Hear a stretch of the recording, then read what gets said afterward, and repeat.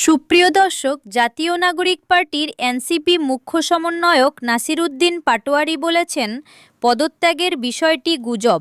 আমি এনসিপির সাথেই আছি, সরকার গঠন পর্যন্ত এনসিপির সাথেই থাকব। শুক্রবার 24 অক্টোবর বিকেলে সাংবাদিকদের সঙ্গে আলাপকালে তিনি কথা বলেন। হঠাৎ কেন পদত্যাগের গুজব ছড়ালো এ বিষয়ে তিনি বলেন, এসব গুজব সবসময় ছড়ানো হয়। অনেকে অনুসন্ধানী সাংবাদিকতার নামে ভুল জায়গায় মিসাইল ছুড়ে থাকে।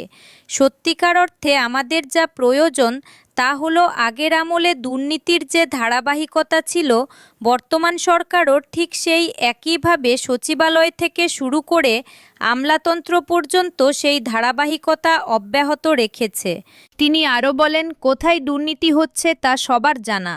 আমাদের মিলিটারি পুলিশের যে সংস্কারগুলো হয়েছে এবং বিভিন্ন সংস্কার কমিশনের যে রিপোর্ট এসেছে, সেখানে স্পষ্টভাবে উল্লেখ রয়েছে দুর্নীতির কাঠামো কোথায় ও কিভাবে টিকে আছে।